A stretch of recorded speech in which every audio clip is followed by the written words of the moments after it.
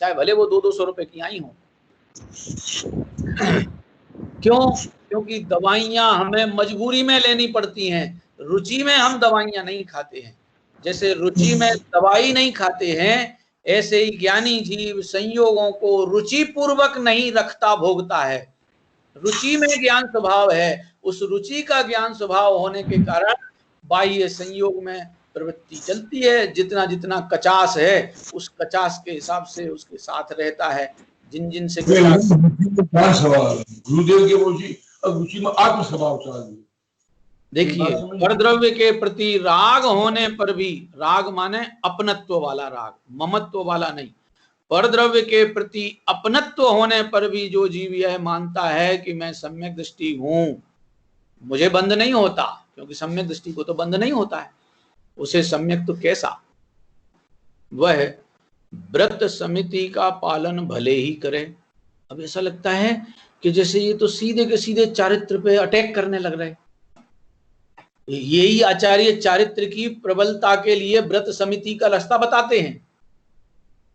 प्रवचन सार जी जैसे महान आगम जैसे ग्रंथ में, परमागम ग्रंथ में वे कह रहे हैं कि यदि तुम्हें दुख से मुक्ति चाहिए है तो श्रमणपना अंगीकार करो। प्रवचन सार में यही कुंद कुंदाचार्य देव कहते हैं। और श्रमणपना का मतलब होता है व्रत समिति का पालना करना। वह व्रत समिति का पालन भले ही करे, तथापि स्वपर का ज्ञान न होने से वह पापी ही है। लो, व्रत समिति पापी लोग पालते हैं। अरे व्रत समिति तो जिनके पाप छूट गए हैं वे ही पालते हैं। हिंसा छूट गई, झूठ छूट गया, चोरी छूट गई, कुशील छूट गया, परिग्रह छूट गया, इंद्रिय भोग छूट गए और क्रूरताएं छूट गई, दयालुता अंतरंग परिणति में आ गई, वहीं तो व्रत समिति का पालन होता है। अहिंसक परिणति वाला जीव ही व्रती होगा, हिंसक परिणति वाला जीव व्रती नहीं होता है। फिर ये कैसे कह रहे कि वो पापी है? इसलिए कह रहे क्योंकि चारित्र मोह का पाप और दर्शन मोह का पाप, इन दोनों में बहुत बड़ा अंतर है। चारित्र मोह का जो पाप है, हाँ जी जरा पल में सुन ले, में चारित्र मोह का जो पाप है वो नरक और पशु गति का दंड देगा, और दर्शन मोह का जो पाप है वो निगोद देता है। नरक गति में यद्यपि पाप उदय की प्रबलता है, महातीव्रता है, तो भी वहां यह अवसर है कि हम मन सहित हैं और उस मन सहितता में अपने को पर से भिन्न जानने की कैपेसिटी रखते हैं। और निगोद में भले बाह्य नरक जैसी तीव्र वेदनाएं नरक निगोद में नहीं है, मगर ज्ञान ही नहीं है कि जिससे हम अपना भेद ज्ञान करने की कला सीख सकें। निगोद में और नरक में बहुत बड़ा अंतर है। वहां वेदना नारकियों जैसी दिखाई नहीं देती हैं निगोदियों को, मगर जितनी वेदना चारों गतियों के जीव को है उससे अनंत गुणी वेदना निगोदिया जीव को है। अब वो दिखाई नहीं देती है, उसको भी अनंत क्रोध आता है निगोदिया जीव को। ये वनस्पति इत्यादि है ना, पृथ्वी जल अग्नि वायु वनस्पति, इनको भी गुस्सा आता है, इनको भी घमंड आता है, इनको भी मायाचारी आती है, इनको भी लोभ है जितना हमें है। हम सैनी पंचेंद्रीय अवस्था में तो इन कसायों में बंटवारे कर करके फंसे पड़े हैं। इनके तो व्यक्त करने का तरीका नहीं है, अनंत गुणी कसाए हैं, व्यक्त नहीं कर सकते हैं वो एक इंद्रिय जीव अपनी कसाय को, अनंत आकुलता उस कसाय में भोगते रहते हैं। अग्नि के पास आप देखो अग्नि का गुस्सा कितना तीव्र है, आ जाओ कुछ भी आ जाओ, वो सबको उष्ण कर देगा, इतनी प्रबलता लिए बैठा है, महाक्रूरता लिए हुए बैठा है अग्नि। वनस्पति में आपने देखा होगा एक पेड़ होता है छुई मुई का, छुई मुई कहलाता है, पेड़ का नाम ही छुई मुई कहलाता है। वो छुई मुई का पेड़ को यदि कोई दूसरा टच कर देवे तो उसके मान पे इतनी चोट पड़ती है कि वो एकदम मरा हुआ अनुभव करने लगता है उसी समय। अब क्या करें, हमारी कसाएं तो व्यक्त रूप में आगे सामने आ जाती हैं, उन जीवों की कसायों में व्यक्त होने की ताकत नहीं है, मगर पीड़ाएं तो चारों गतियों के जीवों से अनंत गुणी ज्यादा पीड़ाएं ये मिथ्यात्व संबंधी और कसाय संबंधी उस निगोद दशा में भरी पड़ी हैं। मिथ्यात्व का दंड निगोद में भुगता जाता है और चारित्र के दोष का दंड पशु गति में, त्रियंच गति में, मनुष्य गति में और देव गति में भुगता जाता है। सब देव गति में तो गिफ्ट मिलती है कि नहीं भाई, पूर्ण संयम अंगीकार नहीं कर पाया, पूर्ण संयम का पुरुषार्थ नहीं हुआ, इसलिए देवगति के दंड में जाना पड़ता है। असंयमी पने की जो दशा भुगतनी पड़ रही है, भले सम्यक तो है पर पूर्ण संयमी नहीं हो पाया था, इसलिए देवगति में अपनी आत्म स्थिरता का पुरुषार्थ देवगति वाला भी नहीं कर पाता है। ये सब दंड स्वरूप है और ये तो महाभयंकर अपराध की सजा है निगोद गमन। क्योंकि निगोद गमन ऐसा नहीं है कि सैनी पंचेंद्रिय एकदम सीधा ही निगोद चला जाएगा, जा भी सकता है, मगर अपन ने इतने बढ़िया पुण्य परिणाम किए हैं, जिनवाणी सुनी है और जिनेंद्र भगवान की आज्ञा मानने वाले कहलाते हैं, गुरुओं के प्रति भी विनय भाव रखते हैं, जीव मात्र के प्रति भी दया भाव रखते हैं, स्वयं भी अंतरंग में भक्ति भाव रखते हैं, तो ऐसा लगेगा कि 2 4 6 10 भाव के लिए हम स्वर्ग में, पशु गति में, मनुष्य गति में आकर घूम घुमा के चला लेंगे। मगर आगे उतवाली दिन 4 बही फिर खुरपा और जाली, यदि ये मिथ्यात्व नाम का मोह, मिथ्यात्व नाम का रोग नहीं गया तो 4 दिना की चांदनी तो दिख रही है कि 2 4 6 10 भाव में हम बहुत बढ़िया बढ़िया सुविधाओं में पहुंच गए। अंत तो गत्वा, ऐसी गति में पहुंचने वाले हैं कि जहां हमें अपने जीवत्व का खुद भान नहीं है और दूसरों को भी हम जीव हैं ऐसा अनुभव में भी नहीं आएगा। इतनी दुर्दशा सामने आने वाली है। ये देखो, वायु कायिक के जीव हैं कि नहीं है? अपने को पता है कि वायु कायिक के जीव अनंत जीव भरे पड़े हैं लोकाकाश में, और हमको उन जीवों को मारने का परिणाम नहीं है, तो भी हम इस शरीर सुविधा के लिए ये गर्मी की हवा, गर्मी के सीजन में ठंडी हवा के लिए पंखा, कूलर, एसी ये जो चलाते हैं, इनमें पंखे में चिड़िया कबूतर मर जाए तो हत्या लगती है। पंखे में आकर के, पंखे चलते पंखे में कोई चिड़िया आके मर जाए तो हमें लगता है कि बहुत बड़ा पाप हो गया, क्योंकि वो सैनी पंचेंद्रिय मर गया। कोई मक्खी मर जाए, मच्छर मर जाए तो हमें दिखाई नहीं देता। और वे जो वायु कायिक के जीव अनंत मर रहे हैं, वे जीव कोई छोटे जीव हैं? अरे वे जीव भी जैसे सिद्ध भगवान जीव हैं, ऐसे ही वो निगोद में वायु कायिक की दशा में रहने वाला एक केंद्रीय जीव भी जीव है पूरा का पूरा। हमें उसकी जीव की हिंसा, इस अनंत वायु कायिक जीवों की हिंसा अपनी शारीरिक सुविधाओं के चक्कर में अपने द्वारा हो रही है, और हमें लगता ही नहीं है कि हमने कोई पाप किया है। क्यों नहीं लगता? क्योंकि जिन जीवों ने अपने में अपना जीवत्व नहीं अनुभव किया, उनको कोई दूसरा भी जीव गिनने के लिए तैयार नहीं होगा। ये इतनी बड़ी दशा, इतनी बड़ी दुर्दशा निगोद में भुगतनी पड़ती है कि हमें कोई जीव ही मानने को तैयार नहीं होगा। ये तो गनीमत समझो कि वो कौन सा, वो जगदीश चंद्र बसु नाम का वैज्ञानिक हुए हैं, डॉक्टर जगदीश चंद्र बसु, जिन्होंने वनस्पति में जीव की घोषणा कर दी। आज भी पृथ्वी, जल, अग्नि और वायु, इन दशाओं में जीव मानने के लिए अपन आसानी से तैयार नहीं है। वो अग्नि में दूसरे 4 इंद्रिय जीव जल रहे हैं, उनकी मृत्यु हो रही है, वो हिंसा तो हमें समझ में आती है।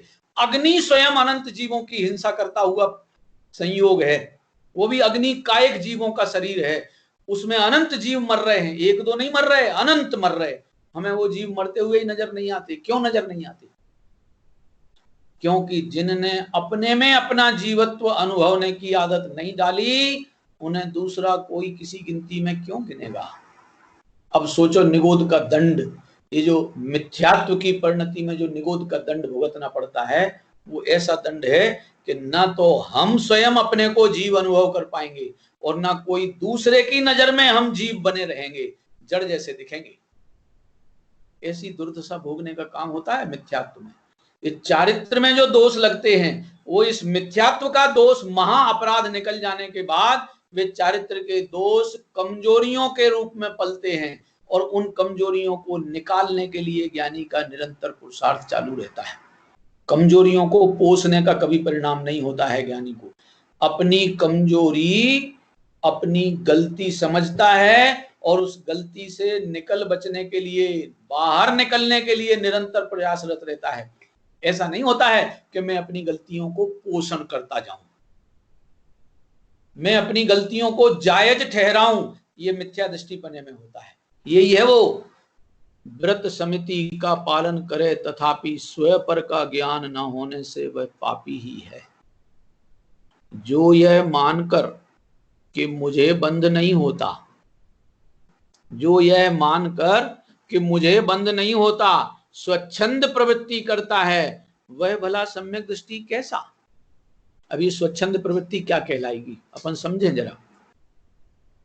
24 घंटे का टाइम है। अब इस 24 घंटे के टाइम में हमारे चिंतन का विषय देखें क्या है।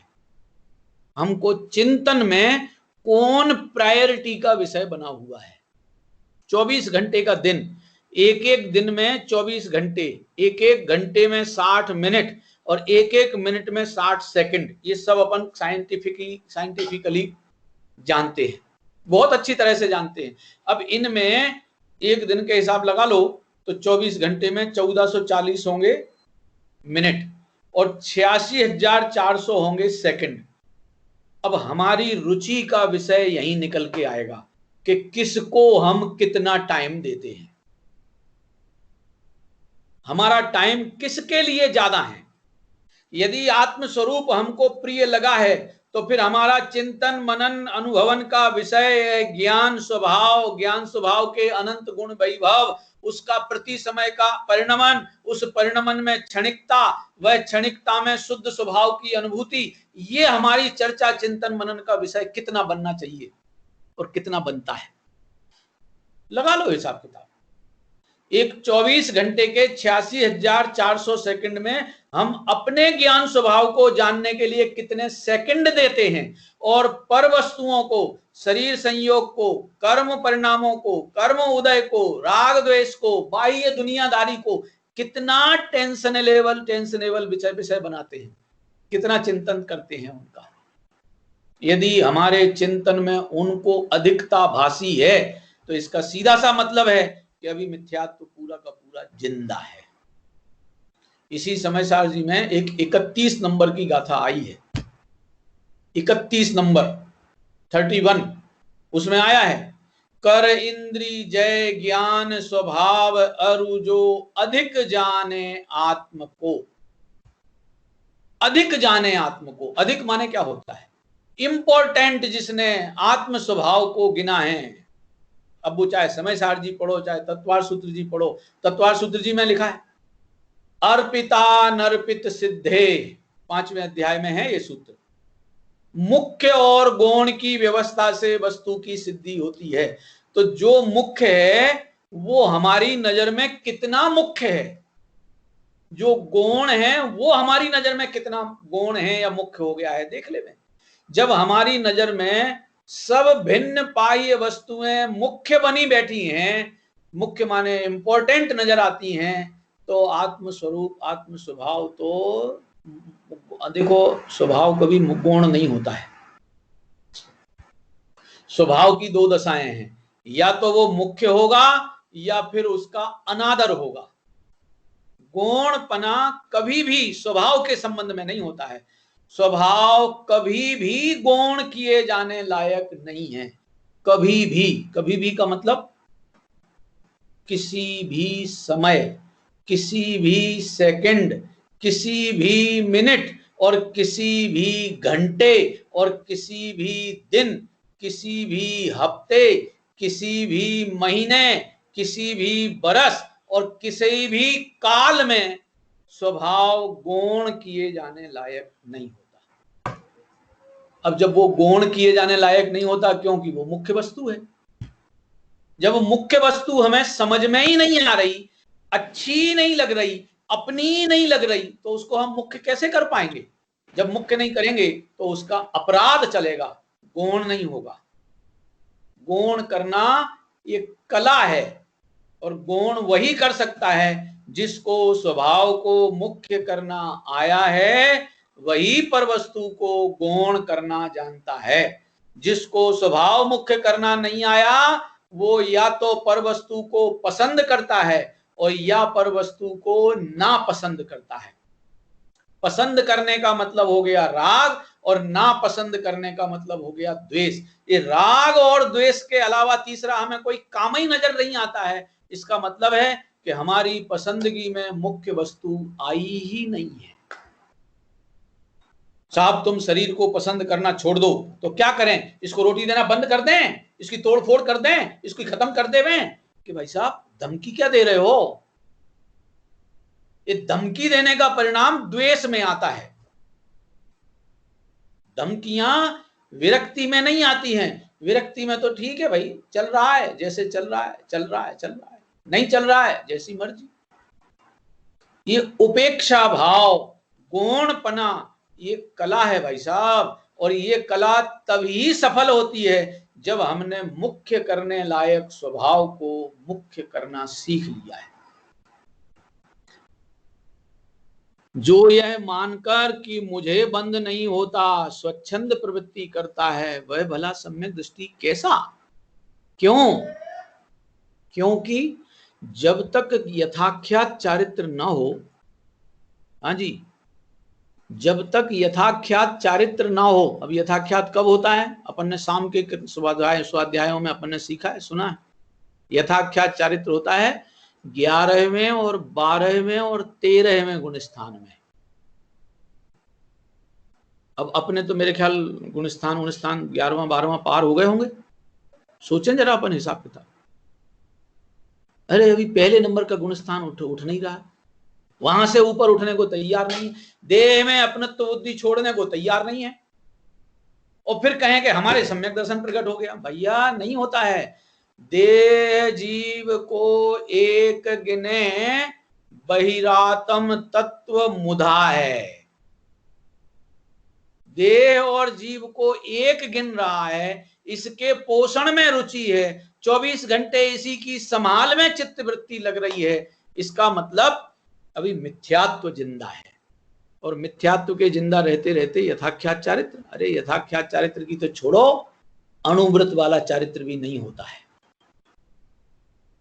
जब तक यथाख्यात चारित्र ना हो तब तक चारित्र मोह के राग से बंध तो होता ही है। देखो कितना स्पष्ट कर रहे हैं। यथाख्यात चारित्र जब तक ना प्रकट हुआ हो तब तक चारित्र मोह के राग से बंध तो होता ही है, और जब तक राग रहता है तब तक सम्यक दृष्टि तो अपनी निंदा गरहा ही करता रहता है। अब ये क्या खेल है? सम्यक दृष्टि माने चौथे गुण स्थान से प्रारंभ हो जाता है सम्यक दर्शन। अब वो चौथे गुण स्थान वाला जीव और यथाख्यात चारित्र वाले मुनिराज, यथाख्यात चारित्र वाले मुनिराज माने केवल सीधा केवल ज्ञान के लिए पूरी तरह से तैयार हैं। ऐसे मुनिराज जो केवल आत्म स्वरूप में मग्नता लिए हुए बैठे हैं, उनकी दशा में चारित्र मोह का आश्रव या राग नहीं होता है। अब सम्यक दृष्टि के तो अणुव्रती जीव के तो घर संबंधी भी है, परिवार संबंधी भी है, देह संबंधी भी राग है। अपनत्व नहीं है, राग अभी कमजोरी का है। तो उस राग के होते हुए वह क्या समझता है कि अपनी निंदा गरहा ही करता रहता है। ये निंदा गरहा करता है सम्यक दृष्टि। अपनी घोषणाएं नहीं करता कि मैं सम्यक दृष्टि हो गया, निंदा गरहा करता है। यह अनुभव करता है कि मेरे इतनी आत्म स्थिरता नहीं हो पा रही है कि जिससे मैं संयमाचरण अंगीकार करके स्वरूप में स्थिर हो जाऊं। संयम देह द्वारा दिखाई देता है और आत्म स्थिरता से होता है। देखो क्या फर्क है। जो सम्यक्त्व है और संयम है वो दोनों के दोनों आत्म स्वरूप की स्वीकृति से सम्यक्त्व और आत्म स्वरूप की लीनता से संयम, संयम बोलो, चारित्र बोलो, ध्यान बोलो, ये सब एक ही सामान्य अर्थ में निकालना। तो जो संयमाचरण है वह कब होगा? जब वो हमें आत्मा पसंद आया हो। जब आत्मा पसंद ही नहीं आया है, अभी आत्मा का नाम सुनते ही हमें को राग द्वेष मोह दिखाई देते हैं, क्रोध मान माया लोभ दिखाई देते हैं, हिंसा झूठ चोरी कुशील परिग्रह छल इत्यादि दिखाई देते हैं, ये आत्मा दिखाई नहीं देता। तो चारित्र मोह तो पूरा का पूरा जिंदा है। और जब वो चारित्र मोह पूरा जिंदा है, क्यों जिंदा है? क्योंकि दर्शन मोह पूरा जिंदा होगा तब ही चारित्र मोह पूरा रहेगा। यदि दर्शन मोह नष्ट हो जाएगा तो अनंतानुबंधी चारित्र मोह सहज ही साथ में ही नष्ट होता जाता है। जब तक तब तक सम्यक दृष्टि तो अपनी निंदा गरहा ही करता रहता है। अरे ये समझते हैं, अरे हमारे पुरुषार्थ वो नहीं प्रबल हो पा रहा है। वो भावना बनती है, मैं वो दिन कब पाऊं जब घर को छोड़ बन जाऊं। ये अंतरंग भावना निरंतर ये होती है, संत साधु बन के विचरूं वह घड़ी कब आएगी, अपूर्व अवसर ऐसा किस दिन आएगा। ये अंतरंग की भावना निरंतर घर में रहता है, उलझा है, सब संयोगों वियोगों के बीच में उलझा हुआ दिखाई देता है, परंतु अरे क्या बताएं साहब, ये पुरुषार्थ मेरा प्रबल नहीं हो पा रहा है। वह दिन मेरे जीवन में कब आवे कि जब मैं भी स्वरूप आचरण को संयमाचरण के रूप में उन्नति और वृद्धिंगत करते हुए आत्म स्वरूप में मग्न हो जाऊं। देह छोड़ दूं, ऐसा कोई परिणाम ज्ञानी को नहीं होता। कसाय छोड़ दूं, कि बोलने में आता है कि कसाय छोड़ दूं, वो छूटती नहीं है। वो छूटती आत्म स्थिरता के बल पर छूटती है। ज्यों-ज्यों आत्म स्वरूप में स्थिरता बढ़ती जाएगी, त्यों-त्यों कसाय परिणति, राग द्वेष मोह ममता। मोह तो सम्यक दर्शन के साथ ही गया, दर्शन मोह। जो चारित्र मोह है, वो चारित्र मोह भी क्रमशः जाता है। ज्ञानी चारित्र मोह को बाहर करता नहीं है, श्रद्धा के विषय को लीनता का विषय बना लेता है। क्या खेल है? ज्ञानी के जीवन में श्रद्धा का विषय चारित्र का विषय बना लेता है, तो अपने आप कसाएं नष्ट होती चली जाती हैं। ये ज्ञानियों का जीवन है। तब तक सम्यक दृष्टि तो अपनी निंदा गरहा ही करता रहता है। ज्ञान के होने मात्र से बंध से नहीं छूटा जा सकता। देखो क्या कह रहे हैं, ज्ञान के होने मात्र से बंध से नहीं छूटा जा सकता।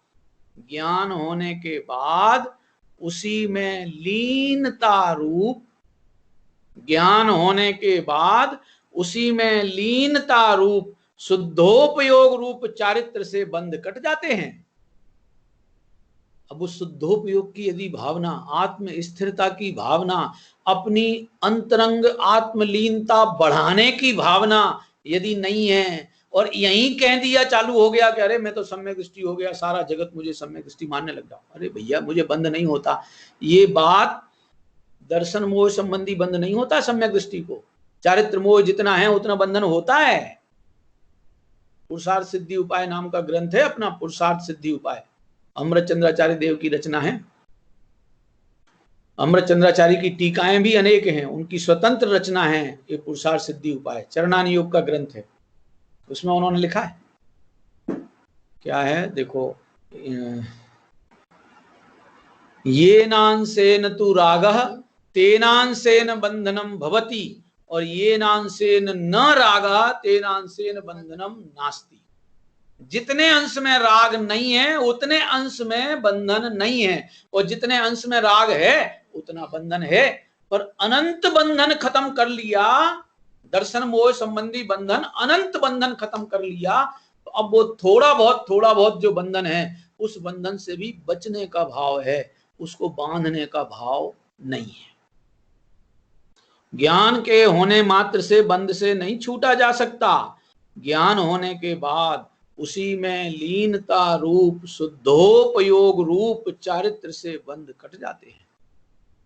इसलिए राग होने पर भी बंध नहीं होता, यह मानकर स्वच्छंदतया प्रवृत्ति करने वाला जीव तो मिथ्या दृष्टि ही है, और मिथ्या दृष्टि तो पात की पापी है। बनारसी दास जी ने लिखा है मिथ्या दृष्टि महापातकी। महापातक, पातक माने समझते हैं, पातक माने धर्म कार्य करने के लिए अवसर नहीं मिलेगा, और महापातक लोक में सुने होंगे, यदि घर में किसी की डेथ हो जाए, मरण हो जाए, तो कहलाता है पातक। अब उस पातक में हमारे धर्म आचरण जो लौकिक रूप में अपने सामाजिक रूप में किए जाते हैं, उनमें हमें कंट्रोल करना पड़ता है, बंदिशें लग जाती हैं। जिस घर में आत्महत्या होवे, देखो पर हत्या या पर का मरण हुआ, वहां तो 12-13 दिन का मरण है, पातक है। जिस घर में आत्महत्या होवे, जिस घर में माने कोई व्यक्ति ने आत्महत्या कर ली, वो आत्महत्या वाले घर पे पूरे के पूरे परिवार पे 6 महीने का पातक लगता है। और जिसने आत्महत्या की है उस पे तो जीवन भर का पातक लगता है। समझने लायक है खेल। जो आत्महत्या का पाप करने के लिए तैयार करता है ना अपने आप को, उसने जीवन पर्यंत के लिए अपने को पातकी बना दिया। और मिथ्या दृष्टि, कि मिथ्या दृष्टि आत्महत्या ही कर रहा है, और क्या कर रहा है, आत्म स्वरूप परमात्मा देव रूप होता हुआ भी इस देव स्वरूप आत्मा को स्वीकार नहीं करता, और जो परमात्मा स्वरूप देव नहीं है उनमें महत्वपूर्णता गिनता है। यह मौजूद परमात्मा के अभिनय का, तिरस्कार का, अनादर का, आत्महत्या का पाप, ये महापातक है भैया। वह जीव तो मिथ्या दृष्टि ही है। अब यहां कोई पूछता है कि साहब व्रत समिति तो शुभ कार्य है, सरलता से लिखा है, बहुत सरलता से, व्रत समिति तो शुभ कार्य है, तब फिर उनका पालन करते हुए भी उस जीव को पापी क्यों कहा गया है? व्रत समिति पाल रहा है तो पुण्यात्मा बोलो ना, उसको पापी क्यों कहा गया है? उसका समाधान यह है कि सिद्धांत में मिथ्यात्व को ही पाप कहा है।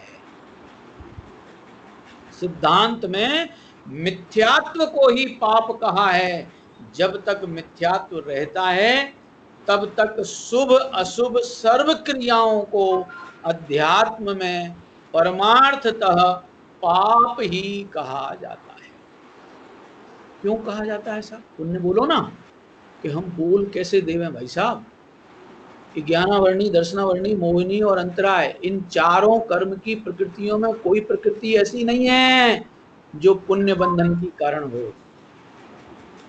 47 की 47 प्रकृतियां पाप रूप हैं।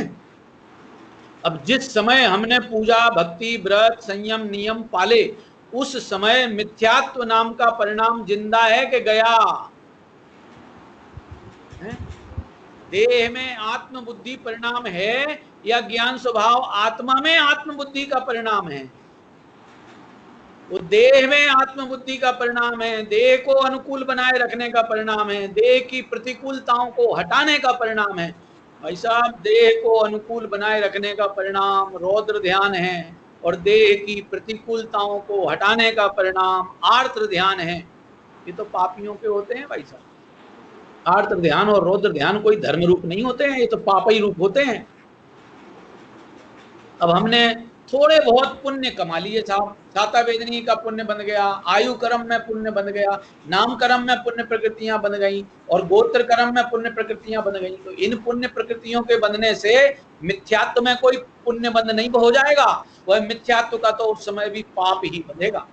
ज्ञानावर्णी का, दर्शनावर्णी का, अंतराय का, मोहिनी के पूरे 28 भेदों का पूरा पाप ही पाप बंधेगा। अब इतना बड़ा पाप और उतना सा पुण्य। एक दिन मैंने किसी जगह उदाहरण दिया था, बहुत सरलता से आप समझना चाहें। किसी व्यक्ति को एक काम दिया गया, दुनिया में लोग वह काम देते ना दूसरों को, एक काम दिया, बोले तू एक काम कर, ये 2,000 रुपए के नोटों की 10 गड्डियां हैं। कितने हो गए भाई? एक गड्डी में 2,000 के नोटों की एक गड्डी हो तो 2 लाख की होगी, और 10 गड्डियां हैं। इन 10 गड्डियों 20 लाख हो गए ना। अब ये 10 गड्डियों को तू एक काम कर, इसमें थोड़ा सा मिट्टी का तेल छिड़क और माचिस की तिल्ली लगा दे। साहब, उसके बदले में मुझे क्या मिलेगा? 2500 रुपये मिल जाएंगे। 2,000-2,500 रुपए तेरे को गिफ्ट में मिलेंगे। तो हम वो 2,000 रुपए के लोभ में 2,000 रुपए के नोटों की 10 गड्डियों में आग लगाएं। समझदार हैं कि मूर्ख हैं? आप लोगों में से कोई एक जवाब दो। 2,000 असली नोट है भाई साहब। अभी मोदी जी का वो फरमान नहीं आया है कि 2,000 का नोट कागज हो गया। अभी 2,000 का नोट 2,000 में ही चल रहा है। वो 2,000 रुपए के असली note reserve bank of India के गवर्नर से निकले हुए नोट असली हैं, फोटोकॉपी वाले नहीं हैं। ऐसे नोटों की 10 गड्डियां हैं, और 10 गड्डियां माने नोट कितने होंगे उसमें? 20 लाख रुपए के नोट हैं। नोट तो होंगे मेरे ख्याल कितने, 2,000 कागज होंगे ना। 20 गड्डी में कितने कागज होंगे? एक गड्डी में 100, तो 10 गड्डी में 1,000 कागज हैं। इन 1,000 कागजों को आग लगा दे, मैं तुझे 2,000 रुपया दूंगा। अब वो 2,000 की प्राप्ति के लिए यदि वो 1,000 कागजों में आग लगाता है तो समझदार है कि मूर्ख है? यहाँ तो हमारी समझ एकदम आ जाएगी। आप वो तो बिल्कुल पक्का मूर्ख है। अरे आग लगाने की जगह पूरे के पूरे नोट लेके भग जाए, 20 लाख का मालिक हो जाएगा। वहां तो हमारी समझ में आता है। मगर हम ये जो मिथ्यात्व, क्या नाम, दर्शन मोह, चारित्र मोह, इन दोनों मोह के मौजूदगी में जो थोड़ा बहुत पुण्य कमाया जा रहा है, थोड़ा बहुत पाप से बचा जा रहा है, वो थोड़े बहुत पाप से बचने के भाव में अनंत अनंत पाप करके हमें समझ में ही नहीं आता कि हम कितना बड़ा अपराध करते जाते हैं। टाइम तो हो गया, 1 मिनट में बात अभी पूरी करता हूं। ये वाक्य पूरा करूंगा। अभी चर्चा अभी और भी बहुत गंभीर है। सिद्धांत में मिथ्यात्व को ही पाप कहा गया है। जब तक मिथ्यात्व रहता है तब तक शुभाशुभ माने पुण्य पाप की सर्व क्रियाओं को अध्यात्म में परमार्थतः पाप ही कहा जाता है। और व्यवहार नय की प्रधानता में व्यवहारी जीवों को अशुभ से छुड़ाकर शुभ में लगाने की शुभ क्रिया को कथनचित पुण्य भी कहा जाता है। ऐसा कहने से स्यादवाद मत में कोई विरोध नहीं होता। अब अपनी प्रश्न होता है कि साहब स्यादवाद मत में कभी पुण्य के करने की प्रेरणा देते हैं और कभी कहते हैं कि मिथ्यात्व के रहते रहते सारा पुण्य पाप रूप होता है। ये अपनी शंका को निर्मूल करने के लिए और अभी अपन चर्चा करेंगे। ये चर्चा के लिए आज यही अवसर रोकते हैं, कल चर्चा विशेष करेंगे। सहजानंदी शुद्ध स्वरूपी अविनाशी हूँ आत्मस्वरूप। सहजानंदी शुद्ध स्वरूपी अविनाशी हूँ आत्मस्वरूप। सहजानंदी शुद्ध स्वरूपी अविनाशी हूँ आत्मस्वरूप। जवाणी के ज्ञान ते सूझे लो कालो, सो वाणी मस्तक नो सदा देते हूँ।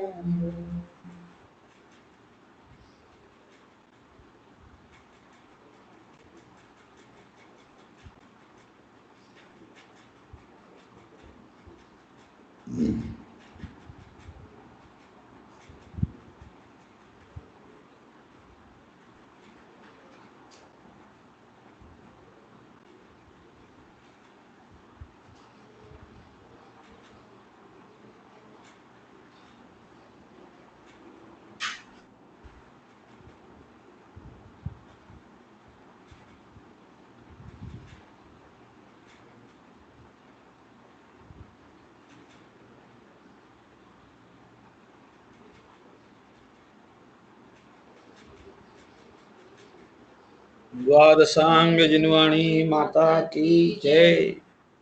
परम दिगंबर जैन धर्म की जय।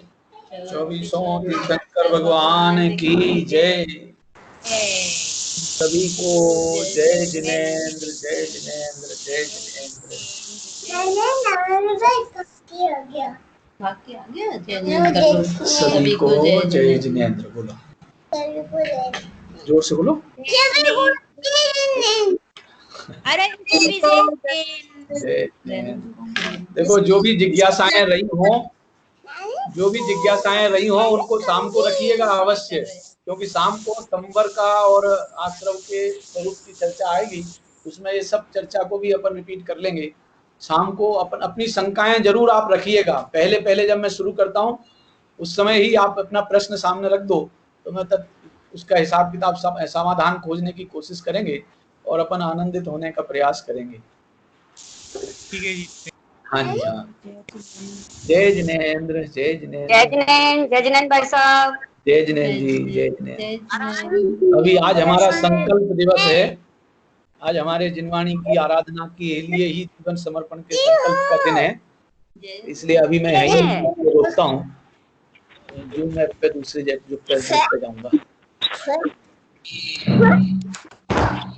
जय जिनेंद्र, जय जिनेंद्र।